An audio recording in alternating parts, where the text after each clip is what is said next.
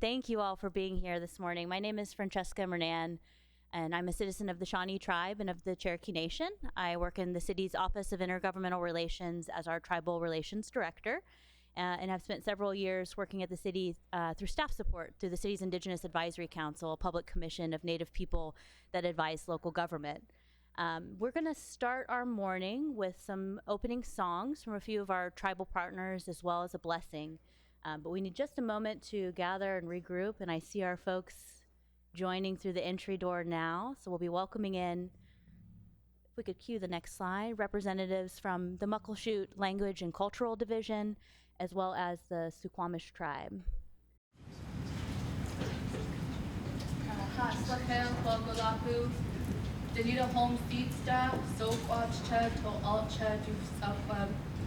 Good day, my name is Danita Holmes. I am a Suquamish tribal member, the cultural activities coordinator for the Suquamish tribe. And with us is a very small fraction of our song and dance group. We have a national Women, Infant, and Children Conference happening in Suquamish. So most of our leaders and youth are there welcoming them to our traditional homelands as well.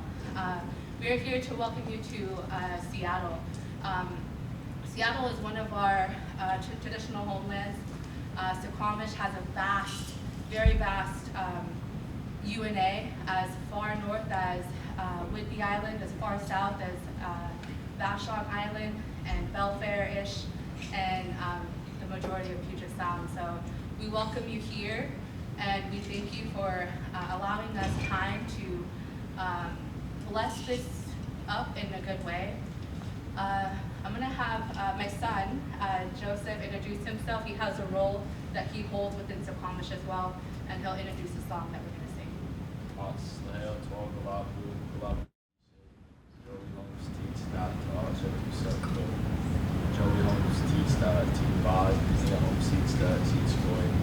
Good day to you all. My name is Joey Holmes Jr. I am a Suquamish tribal member, and my mom is Anita Holmes, and my dad is Joey Holmes.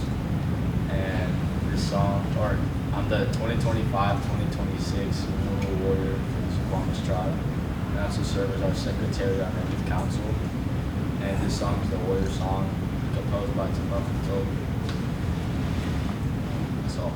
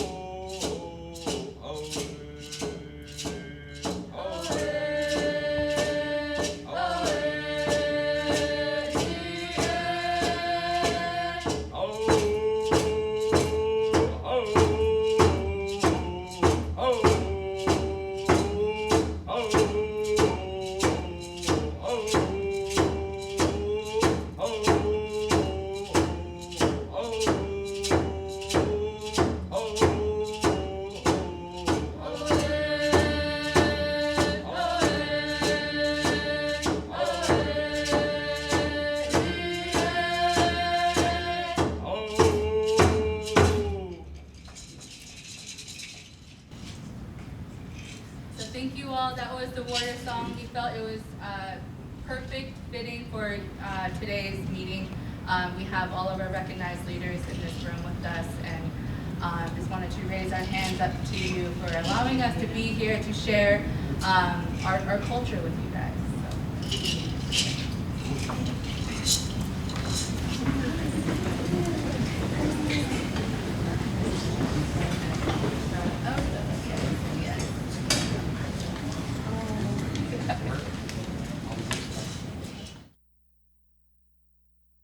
Thank you, Danita. And I'd like to welcome our relatives from the Muckleshoot Tribe, the Language and Cultural Division, who will also be sharing an opening song.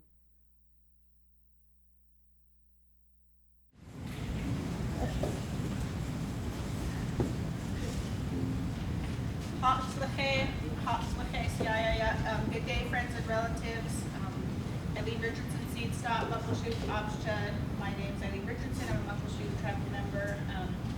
As she shared that we are with the Muckleshoot Language and Culture Programs, and I want to turn it over to Valerie Bellick, who's one of our seniors of our Muckleshoot community, to go ahead and share a couple words about our Muckleshoot territory.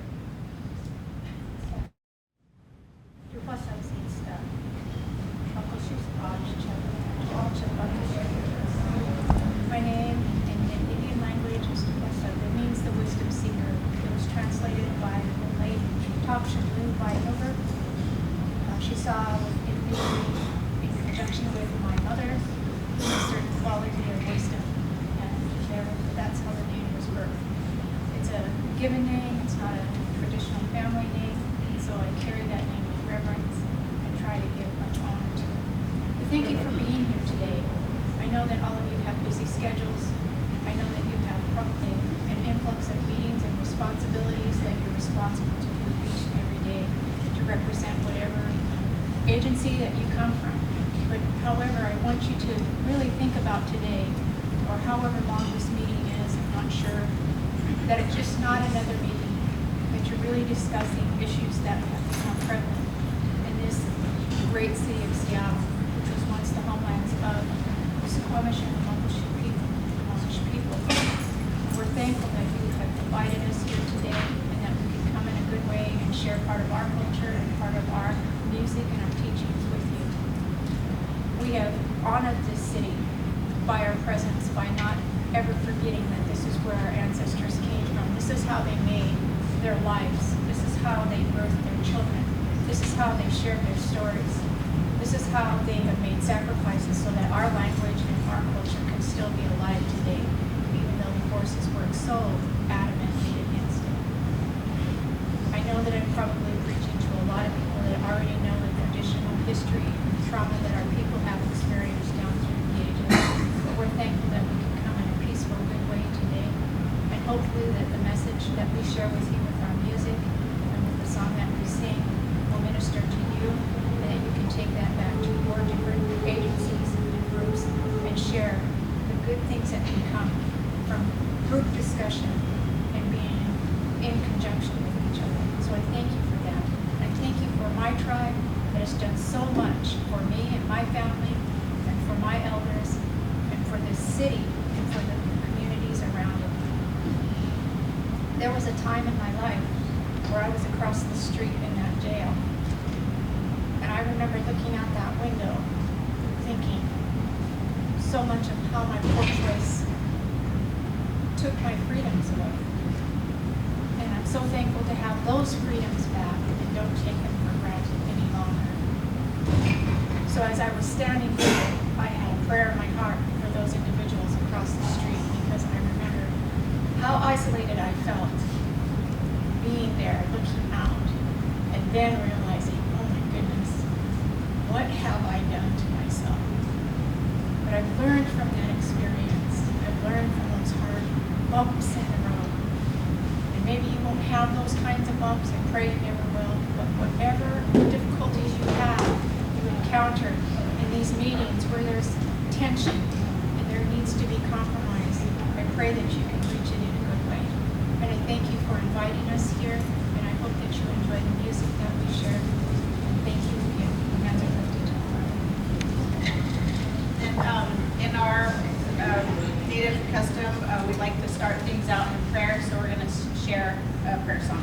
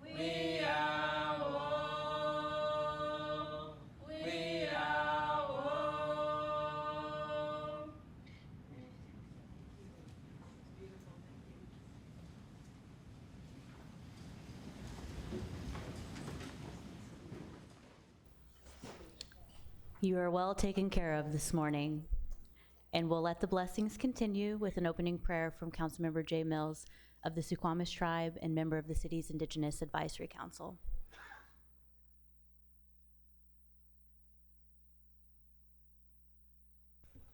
Yeah, we've opened this up in a good way. Let us, those of you can pray in your own way. Those of you that can stand, please do.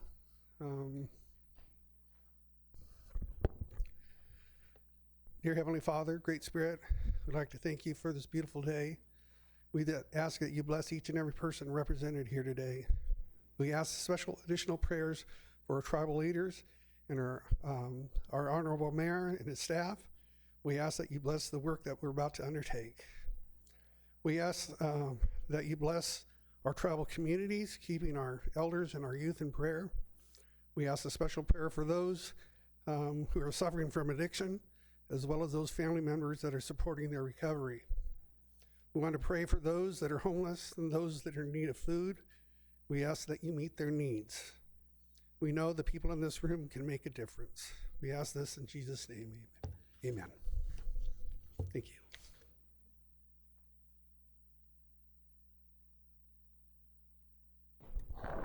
Thank you, Councilmember Mills. And next, I'd like to welcome a friend, a colleague, and a mentor to the podium to share some opening remarks on behalf of the Indigenous Advisory Council. Welcome, Esther Lucero.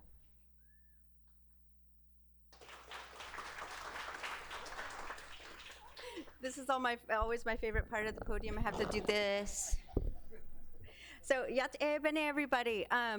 This is just a magical day. I just want to welcome you to the second Tribal Summit. And I want you to take a moment and breathe all of this in. Look around. Because there is no other city where you're going to see city officials, the chief of police, other city staff at the table with tribal leaders. No other place. This vision was developed by this brilliant woman, Councilmember Deborah Wires, and thank God you're back for a moment. And it was championed by our tribal leaders, and it was championed by community leaders. And that's why we're sitting here today. Why do we have to do this? We have to do this because you just heard from these incredible tribal members who hold that history and that truth and that connection to this land, reminding all of us that we're all just guests, right? Those of us who are not from here are guests. And that means that we have to behave in that way. So we get together like this to make sure that we respect that tribal sovereignty above all other things. Because none of us would be here without it. I have been honored to be, I think this is now my second term, Francesca, on the Indigenous Advisory Council. Oh, Donnie, when did you get here? Get up. Give me a hug right now.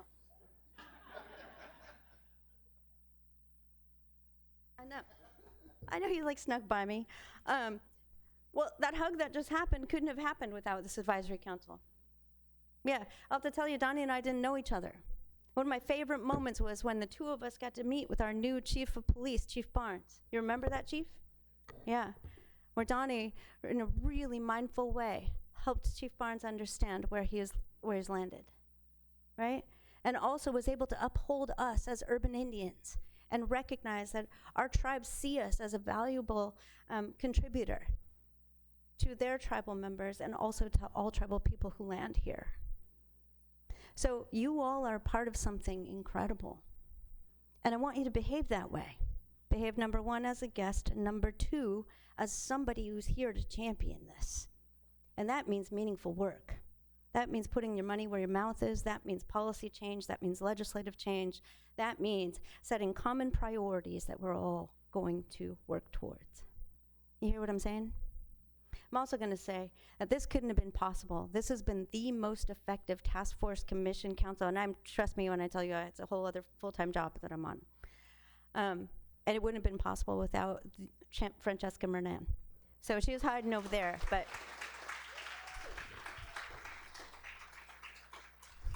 I've had the privilege of seeing Francesca from, I don't know, maybe internship into where she is today. And she has become one of the most strongest policy writers I've ever experienced.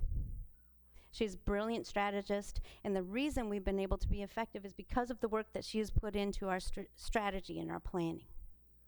The way that she's been able to coordinate us, the way that she's been able to identify our strengths and place us in front of folks where we can make a difference. So for all of you city officials, I want you to know good staffers are hard to come by. Treat them well. Pay them well, right? And know that that's what it's going to take to make a difference. So with that, I just want to welcome everybody. Thank you for being here, and let's make sure that we get this work done.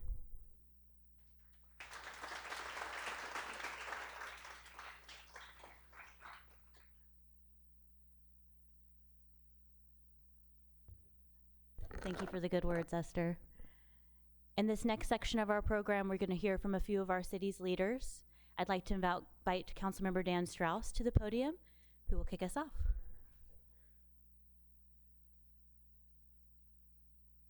Ballard.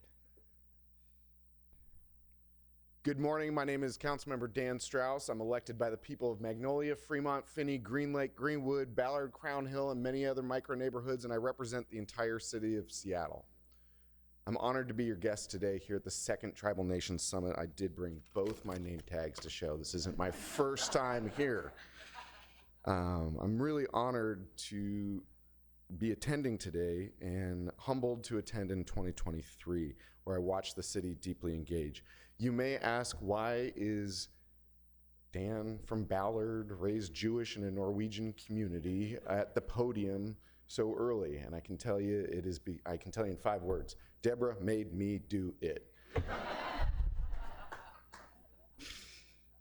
Humor aside, I have to say it is a humble honor to get to be the chair of the Native Communities and Tribal Governments Committee that Councilmember Juarez started. And when she departed, she said, Dan, you got to do it. And I said, yes, of course. And I'm really glad that my prayers have been answered and that you've returned. Seriously. You know, she is the reason that we have such a tribal focus here in the city of Seattle right now. And it does not rest on her shoulders to continue this work. We must make systems within our government to continue and follow up on the work from 2023. Originally, we thought, would we come back and have a tribal summit the next year? And it was very clear that we had more work to get done before we reconvened. And thank you, Tim Raynon, for all of your work in 2023. A message to our city leaders and our city staff, and then I'll return to my notes, which is the one thing that I have seen between 2023 and today is a greater need to create the systems and the checkpoints. Good morning, Mr. Mayor. Create the systems and checkpoints within our government to continue this work and to follow up on it. And so to any department director or to any city staff in here, if Francesca Murnon asks you to follow up on something, that is an ask coming from me.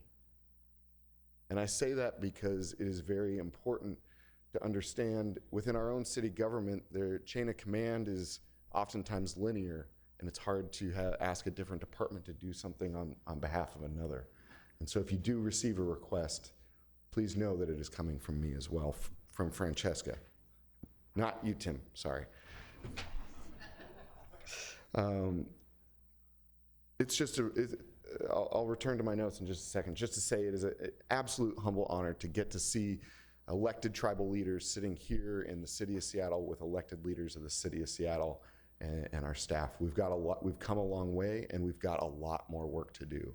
And with no further ado, I'd like to introduce to you the one, the only, Councilmember Deborah Juarez, who has come back to help us some more. Councilmember Juarez.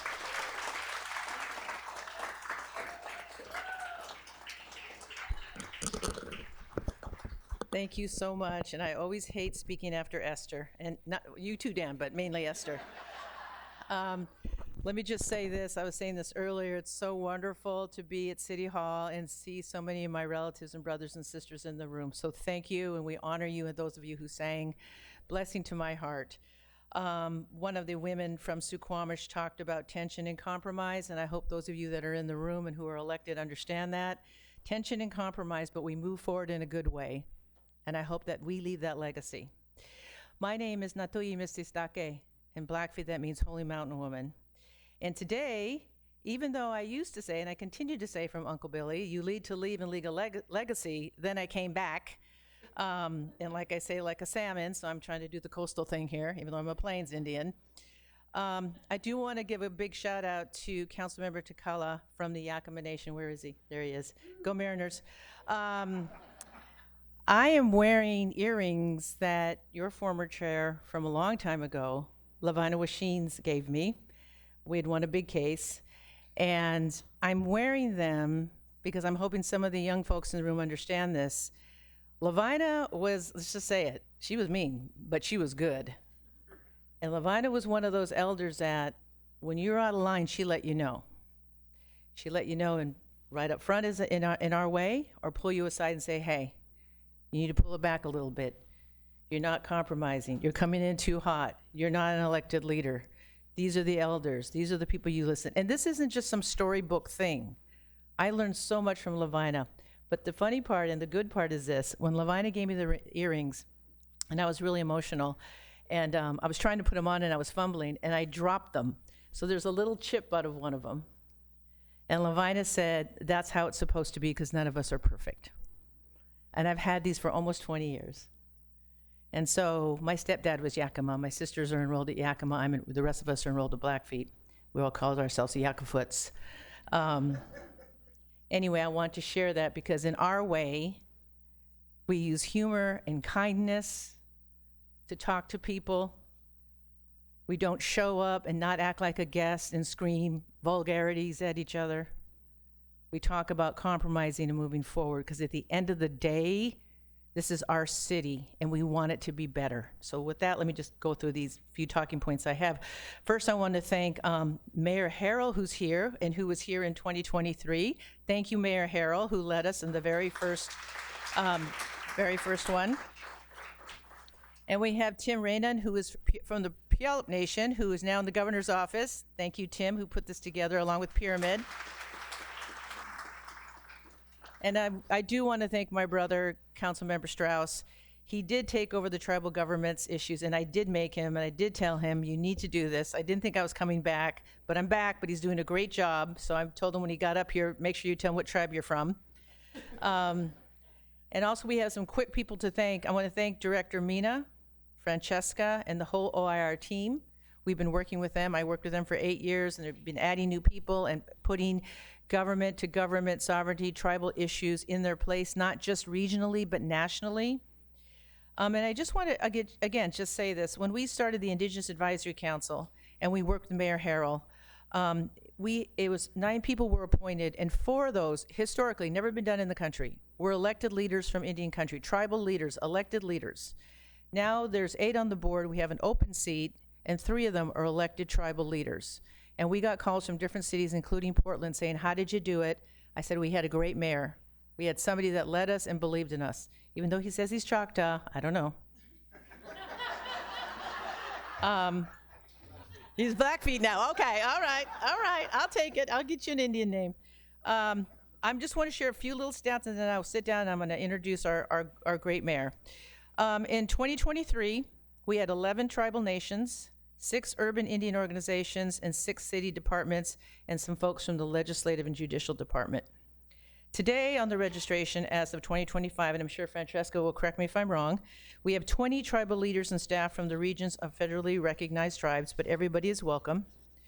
We have 10 Indigenous-led organization leaders: Chief Seattle, Seattle Indian Health Board, Seattle Indian Service Commission, United Indians of all tribes, and of course the Indigenous Advisory Council, and also Rise Above and the Hummingbird Indigenous and Family Services, I believe, are here. We have 70 city leaders, departments of staff, 3 Seattle Public School staff, 3 Washington State Governor's Office of Indian Affairs staff, and 3 federal delegation staff, and of course our 8 Indigenous advisory folks. So let me just end on this note before I introduce our mayor and my friend who I've known for over 30 years. And we haven't always gotten along, but we've always worked together no matter what. This day is so important because we are moving forward in this city, looking at the issues where we finally have the city of Seattle understanding that we are on Indigenous land. And the people that live here, and I love saying this, you're all gonna love this, time immemorial, care about fish. They care about water. They care about all the things that are faddish right now. We were saying this, Uncle Billy was saying this, I grew up hearing it, turn off the light, you're killing a fish. And that's why we're here. And again, I know I say you lead to leave and then I came back. I'm not gonna be here forever, just 15 months and I'm out. But with that, I wanna introduce a dear friend of mine, a wonderful leader who has been our mayor. I served with him on Seattle City Council. We knew each other from law school. We watched each other in each other's law firms. And the one thing I can say, and I'll just say his name, Bruce, instead of saying Mayor Harrell, he's always been a friend, a confidant, a mentor, and he's always been good to Indian country. And with that, I want to introduce Mayor Harrell.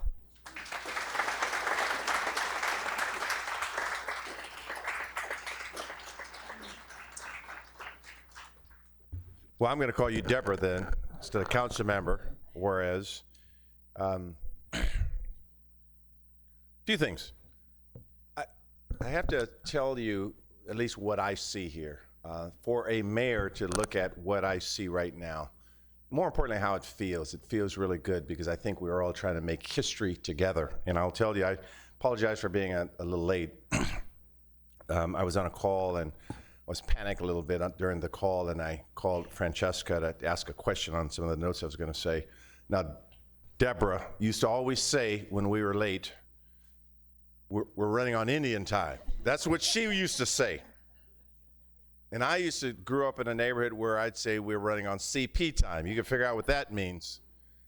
But I was running on biracial time, which means I was a little late, but I apologize for that. And I'll also say that Deborah said we sometimes don't, we get along marvelously, incredibly well, except when you're wrong on an issue. That's the only time we don't seem to get along. And by the way, Councilmember Donnie Stevenson is talking after me. He said he conceded all the time that he's going to speak to me so I could speak for a while, so I'm not in a rush. We have started to make history together just by, first of all, just meeting and trying to break bread together, enjoy coffee together, and share each other's thoughts. And that certainly means a lot to me as mayor. When we started having these ideas in 2023, I made several commitments to you as your mayor. And I see, if you look around, I sort of have the who's who in the city government here. People with incredible portfolios, people on the executive team. They're here not just to look pretty or good, they're here to befriend you such that these relationships can continue after we have our summit together. As you may recall, for those that participated in our first summit, we try to focus on housing and homelessness, natural and cultural resources, and public safety, and that resulted in 23 initial commitments. Excuse me. In the past 2 years, we've worked hard to live up to those commitments. We check in, we measure ourselves, and you'll hear much more about this during their work today. First of all, as Councilmember Juarez said, I hope the city has a clear understanding that authentic tribal engagement and consultation, it must be based on a government-to-government relationship, a framework, if you will. Our administration recognizes the importance of this. Number two, we've established internal to our team, even though Tim dogged us and left, we improved our team with Francesca. That's what teams do. You lose one, you get a better, higher draft pick. We've established a new internal work group to track and a tracking tool to help us coordinate with tribal engagement. And third, I think many of you know we've had a couple of meetings. We formed a city tribal work group that's exploring ways to formalize our commitment to tribal relations and urban native engagement. So these work groups are doing real meaningful work. We're here for you, and we acknowledge, of course, there's a lot of work still to do together. A lot of council members, including myself, have met with tribal leadership of the 6 tribal nations, including 14 visits to tribal communities on areas of significance. And I want to say right now, and I want to look all of you in the eyes, I have personally made, in the last 10 years, I have personally made 250 trips to the casinos to participate in the crap table activities, to demonstrate my commitment to tribally owned casinos. And by the way, we're recording this. That's just a joke. Take that off. I did not do that. But in all seriousness, our One Seattle comprehensive plan, we tried to include provisions featuring tribal and urban native priorities. And I was very recently honored to join Chairman Elkins and Chairman Foreman side by side at the ribbon cutting at our new Seattle waterfront. And what I said there was, I used the expression, "we see you." Now, if I don't raise your hand, this is facetious, but I said if I asked you how many of you have sat in meetings and we've given the tribal acknowledgement and you listen to it and they just read from the script and, okay, that's cool, words matter, we get it. It's part of our, as it should be, part of what we do. But sometimes I walk away always thinking, but what are we doing next? And when we cut the ribbon with Chairman Elkins and Chairman Forsman, what I wanted to impress upon them is that we know for the last 10 years, we've been trying our best. This is a watershed moment in terms of what we're doing with our waterfront to make sure that the needs and the expectations of the tribes were met. So I'm proud that our city's investments in the culturally relevant care for Native residents, we try to incorporate that in. Now, this is why I had to make some calls this morning, because I didn't know what I could or could not announce, because as many of you know, we are in the middle of I'm going to present the budget in several days, but I do want to say that I'm excited to talk about a few things. That we will invest more than $9 million in new investments in housing and cultural space and health services, and I'll propose to the City Council later this month in my 2026 budget. I know that examples of this will be $500,000 for new affordable housing and community space at the Pearl Warren site in Little Saigon, $7 million to upgrade the Bakun building, creating space for both waterfront operations and a permanent tribal interpretive center. $1.8 million to help reopen the Thunderbird Treatment Center, expanding culturally rooted behavioral health services.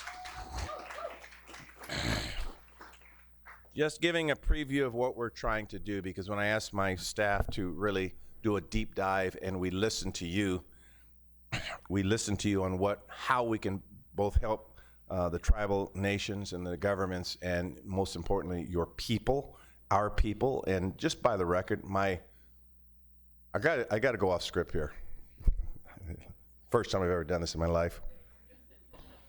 So my great-grandmother's full-blooded Choctaw, and I don't talk a lot about that because people know my personal story. But we were at a forum, and it was a candidate forum, or a mayor's, and Colleen was there, and as classy as she always is, I just saw her somewhere. She was there, and Casey Sixkiller was there, and the issue was Native American relations and what we want to do for Native Americans. And so, sometimes you just have to concede ground sometimes and say, well, I figured Colleen and Casey, it was their day to shine. And so I was like in the middle and to the right, and then by the time everyone had spoken, and I don't even think Casey and Colleen had even spoken yet, everyone there had Native American blood. But I was 1/8, I was 1/16, I was 1/4, and I'm thinking, man, I'm getting ready to. And someone texted me and says, Harrell, don't do it. Don't say it. Don't talk about your great-grandmother and blah, blah, blah. So by the time it got to me, I said, I'm Bruce Harrell and blah, blah, blah, blah, blah. But in all seriousness, I thought it was actually sort of cool when people are, at least if they're what my kids would call faking the funk, at least they're trying to realize that they would be proud if, in fact, there is some level of Native American blood in their genes. Now, where did I say that? I don't know. Because the current state of this very racist and mean-spirited president that we have at the state of the federal government rolling out issues and policies that we do not like, I truly believe that it's going to be local government working together, listening to communities to be able to sort of keep us righting the ship. And so we have a lot of work together. I'm about to close. I just want to say, and when we get prepared for the World Cup in 2026 and the redevelopment of the Memorial Stadium at the Seattle Center, where we're looking for and have done a lot of input with you when we work on Sound Transit, the biggest light rail project here in the country, we will always make sure that you are our partners. We have a long way to go, but I know that we right here, we have the right people in the room with the right commitments, and it is absolutely 100% my honor to call you my friends, to call you my family, to call you my brothers and sisters in this work that we're trying to do, and I look forward to all of the activity today. So next, I apologize, Councilmember Donnie Stevens of the Muckleshoot Indian Tribe, if I infringe upon your time, but I have to tell you, I always look forward to hear from Brother Donnie, and I'll just say this, he's been an executive leader in the Indian country for 25 years and has been a critical partner to the city of Seattle. I present to you Councilmember Donnie Stevenson.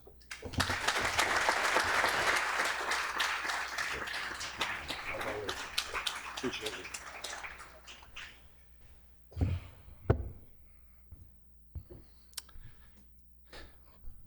How's the datu?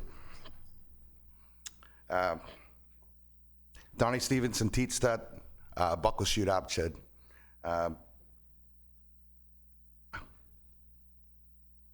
It's an incredible privilege and honor to be here this morning as a member of the Muckleshoot Indian Tribe, a 3-term member of the Muckleshoot Tribal Council, a inaugural member of the City of Seattle's Indigenous Advisory Council, who's technically now, I think we're in our 3rd term, Esther, 3rd term,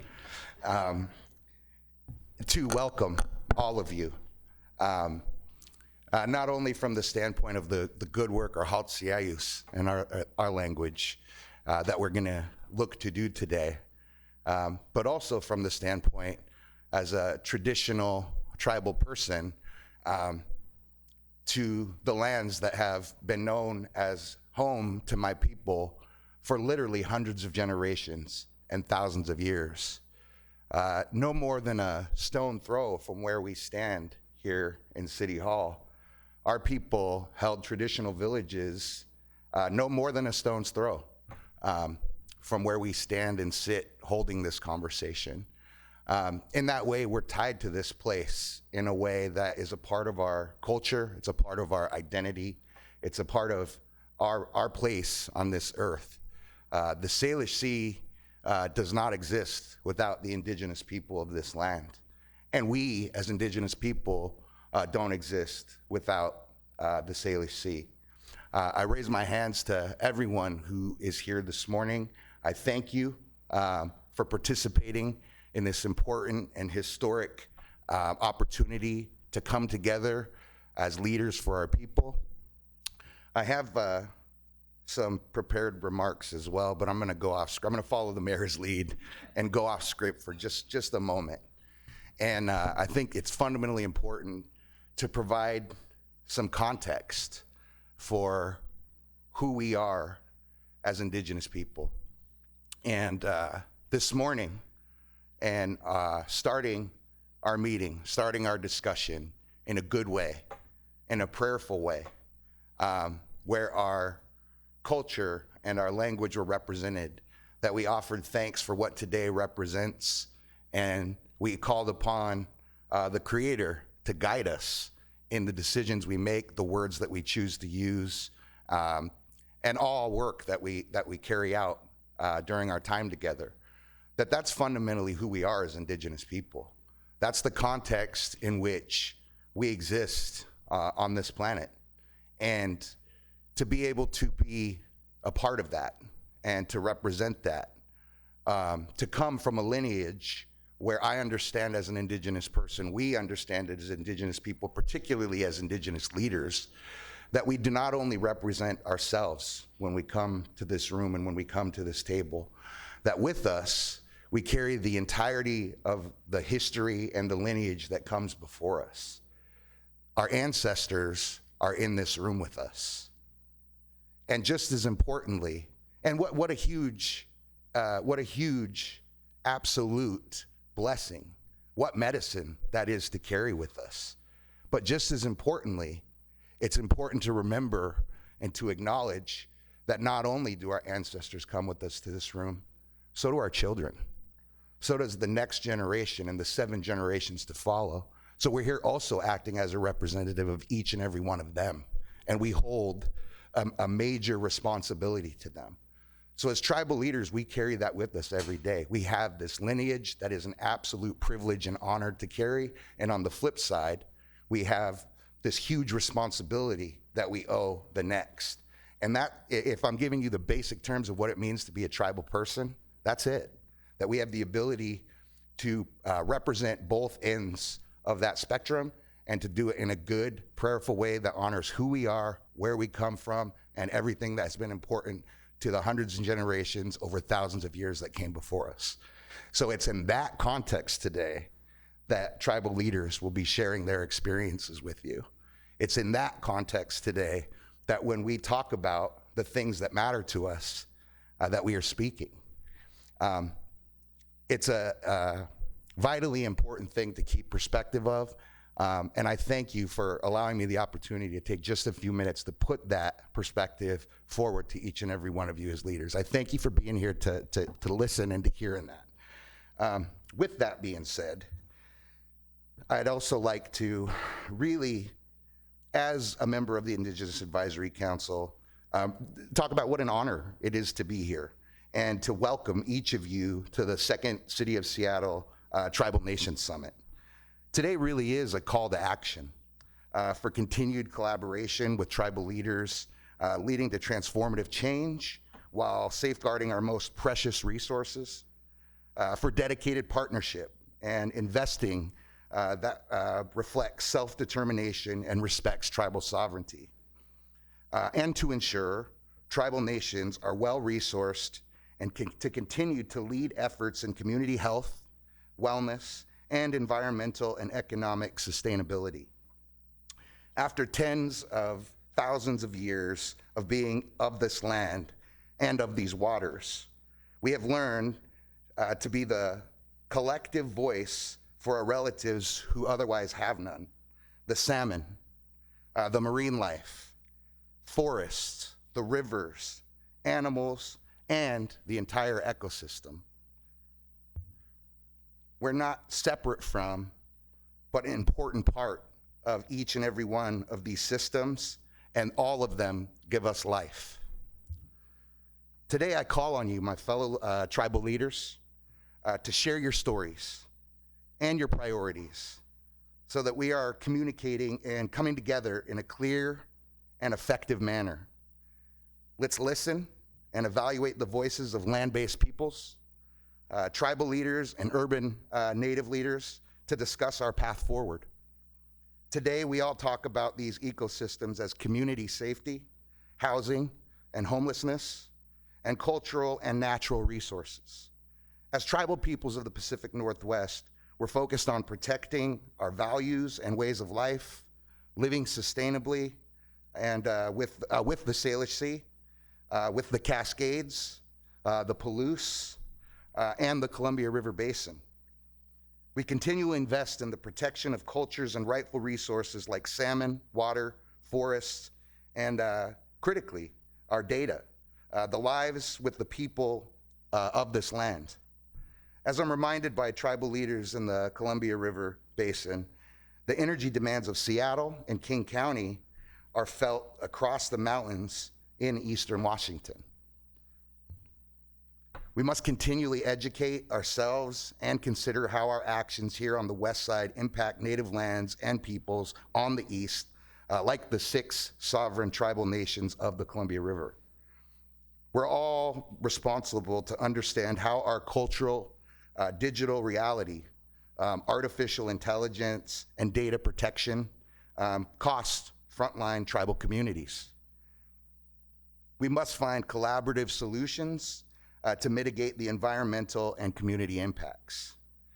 In closing, we're living in a time where our only choice is really to take action, to lead by example, and to set the bar for what is right and best for our peoples and our communities. We must come together as representatives and leaders in our respective spaces to work together locally, regionally, and to serve our relatives and people. It's important to acknowledge that we're living in trying times. People are incredibly fearful. People are scared. And we have an opportunity to not act from fear, but instead from our commitment to human rights, to dignity, and for love of place and people. Together, we really do hold the power to navigate this difficult period as tribal citizens, as citizens of Seattle, King County, the state of Washington, the Pacific Northwest, and the United States of America. We have a responsibility to act as agents of change and to act as representatives and the voice of our collective peoples. Lastly, what I would say is that fundamentally, we are today coming together in a place where no more than a few generations ago, my ancestors, the original peoples of this land, were not allowed to reside. That there were laws within the city of Seattle that prevented tribal nations and tribal peoples from inhabiting the city. There were sunset laws that required us to leave the city boundaries before the sun went down and nighttime arose. To look around this room and to see so many inspirational tribal leaders who have led the way that I've looked up to the entirety of my career. To look around and see so many amazing city leaders who over the last decade I've formed partnerships and friendships with, who have shown the real desire and ability to serve tribal peoples, indigenous folks, and tribal nations, is something that I can't put into words the meaning of. It's powerful in a way that if you had spoken with just a few generations ago members of my nation, they wouldn't have believed possible. To be here is an incredible privilege, it's an incredible honor, and I thank each and every one of you for participating in us finding a way forward through honoring who we are traditionally from our past. My hands are raised to each and every one of you. Thank you, and let's do some Hautsiayos today. Good work.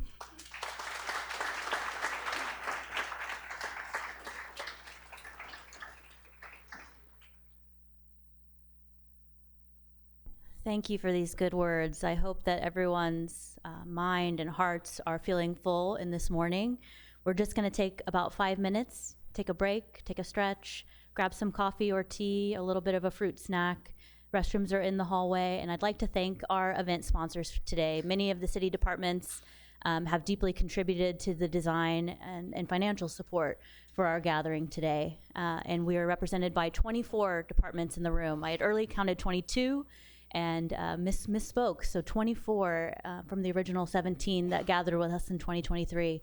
So we thank everyone for taking the time to gather, and we'll reconvene in about 5 minutes to dive a little deeper. Thank you.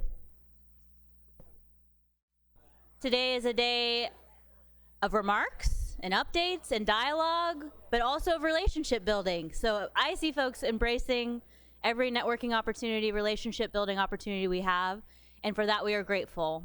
We will have additional time on our lunch break for some networking at noon. Lunch will be catered by Ryan Gobin of the Tulalip Tribes of Ryan's Recipes, and breakfast catering is by Olivia Ford Nisqually of Live for Flavor Catering. So we thank our native caterers for filling us with nourishment to do the work that we are about to do today, and we'll continue on through the afternoon. I'd like to welcome Director Mina Hashemi to begin this next session. We will be sharing just a few more remarks before we dive into dialogue. This session has helped us to frame some of the work that the city has been doing for the last few years, and then we'll move into an open tribal leaders roundtable with leaders of federally recognized tribes around the main table here. We hope to hear your feedback and comments and thoughts about work with local government and the city of Seattle, and we look forward to hearing your guidance through a conversation with the mayor and his executive team, as well as several of our city council members. So I will hand this over to Director Hashemi for opening remarks. Thank you.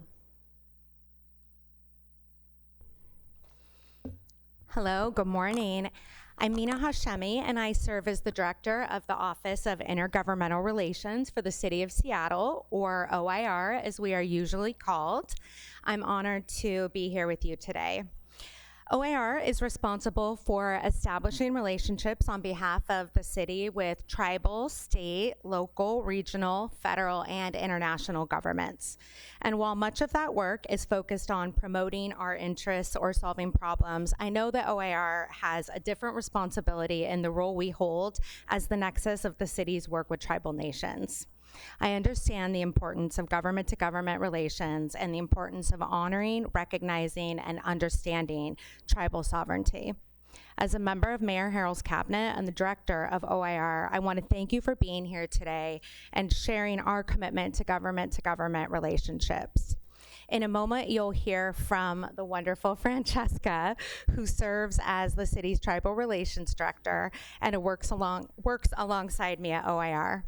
Francesca works collaboratively with city officials and tribal leadership and staff to ensure that the city respects and recognizes tribal sovereignty and treaty rights throughout the many city projects that concern tribal interests.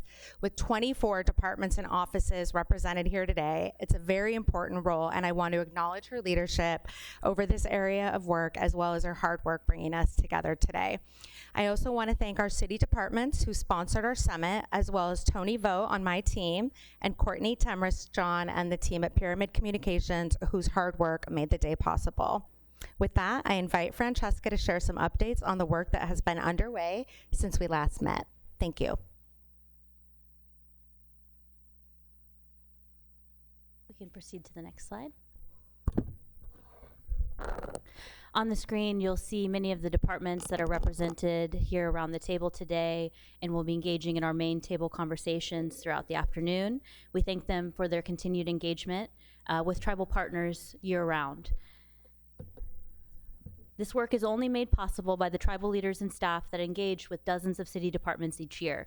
Thank you for holding us accountable to being better regional partners and for ensuring tribal sovereignty and treaty rights are upheld throughout local policy issues. As we continue on this journey of defining city-tribal relations, we are grateful to each of you for deeply investing in this work with your guidance, your critique, your support, and your generosity. While we may face challenging moments in our efforts, we have continued to come to the table to identify ways to better serve our shared waters, lands, and relatives. The updates in the booklets on your table, they don't reflect every action that we have made with tribal governments and Native communities, but we do feel that they provide a summary look at the depth, scope, and scale of our efforts. Next slide. You can access additional updates on our Office of Intergovernmental webpage, and we'll continue to provide regular updates there following this convening. In 2023, we were grateful for the opportunity to host 11 tribal nations, 6 urban Indian organizations, and the Indigenous Advisory Council. Those discussions created an opportunity to shape a new future for city-tribal government-to-government relations and further define our role in fulfilling trust obligations to tribal citizens, regardless of where we reside. The comments shared by tribal leaders have continued to shape and guide our efforts over the last several years. We have heard your clarity around the critical importance of engaging tribal governments on issues that may impact your interest. Those discussions resulted in an initial set of commitments that span 4 focus areas. We have continued to track our progress on the initial commitments and have expanded our efforts to encompass work across departments that are in service to these focus areas. The next few slides will share some of the key highlights that we would like to feature for you today. From the onset of our efforts to revitalize tribal relations, we have known that staff training, educational opportunities, and resource guides are key to deepening the reach of our efforts. Last week, 50 city staff from 17 departments completed a government-to-government training hosted by the Washington State Governor's Office of Indian Affairs. This training brought forward new understanding of the traditional and cultural frameworks of tribal communities, and staff explored the legal and political status that defines tribal nations and tribal beneficiaries, and discussed best practices for supporting tribal sovereignty and working with tribal governments. Rarely have our staff had the opportunity to dive deep on these issues with subject matter experts. We follow this work up with a recent grant award. These resources will allow us to work with internal and external partners to develop e-learning modules that we can carry forward these core lessons in perpetuity across our institution.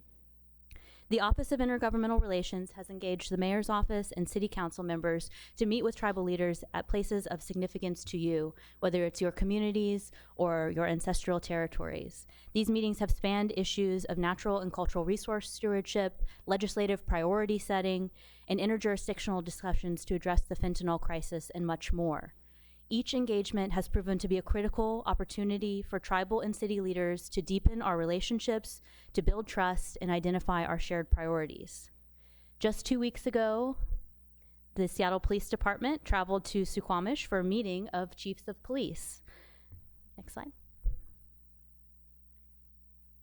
This was a critical opportunity to dialogue among tribal law enforcement agencies and identify opportunities to partner in ways that build more culturally attuned workforce, improve our interjurisdictional coordination, and promote our shared interest in creating thriving communities.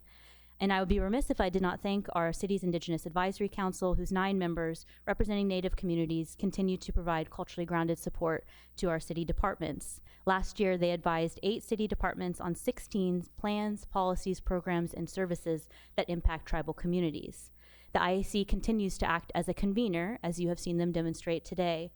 Their soon-to-be-released annual report will be available on the Department of Neighborhood's website shortly. This report will feature some of their work in additional detail, including national recognition for our collaborative engagement framework, their work to host educational webinars on innovative approaches to culturally attuned housing, their engagement with Native youth in promoting healthy civic engagement, and their collaboration to host a tribal nations gathering on parks and open space issues with our Seattle Department of Parks and Recreation.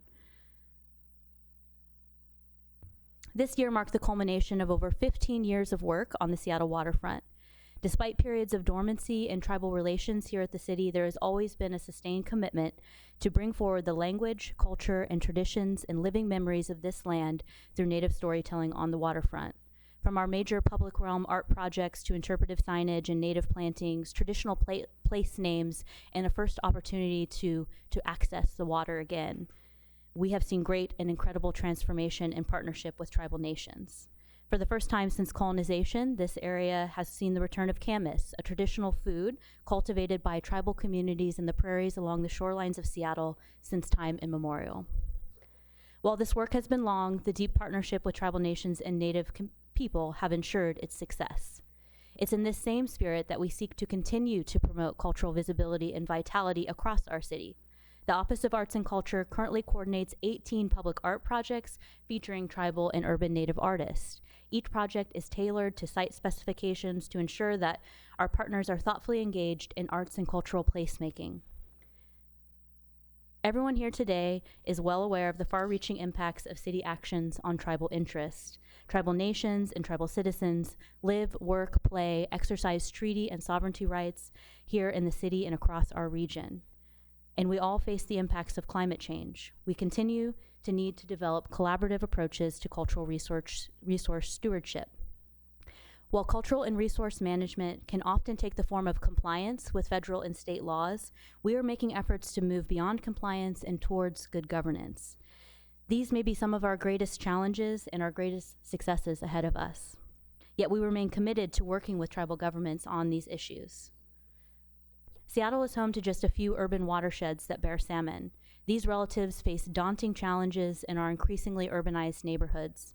Seattle Public Utilities is taking proactive steps to engage tribal governments in identifying priority removal of fish passage barriers and ensuring creek capital improvements and property acquisitions appropriately balance the needs of our urban watersheds, our city residents, and utility customers. Nationwide, over 70% of Native people live in urban areas. Many of us find ourselves away from our communities, our cultures, and the institutions that have been created for us as Native people. Yet Seattle is home to a remarkable network of dozens of urban Indian organizations providing critical cultural and community connections to tribal citizens and all Native people. Whether we are working to fulfill trust obligations to tribal beneficiaries or fostering strong community belonging among all Indigenous people, city investments in culturally attuned resources and care are a cornerstone of our city's services. Over the years, Native communities have been underserved by these city services, and it's taken the bold action of many of the leaders here today and those who are not with us, the Native Provider Network and tribal leaders, to ensure that our city continues to address the disproportionate impact experienced by Native people. In the past few years, the Human Services Department has made a concerted effort to improve the reach of city investments among Native partners.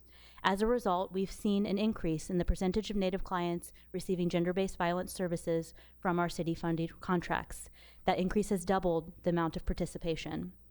We have also seen an increase in youth and family service rates, a remarkable 18% for Indigenous people, by bringing in new Native organizations to contract for these culturally relevant services.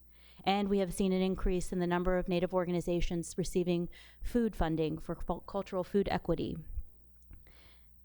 While improvements continue to need to be made, these increases are a promising indicator that our outreach and engagement efforts are making progress.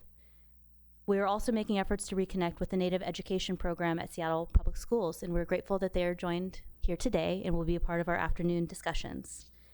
These are just a few examples of our efforts to move this work forward, and we know that today's discussion will continue to guide and shape the direction that we will pursue next.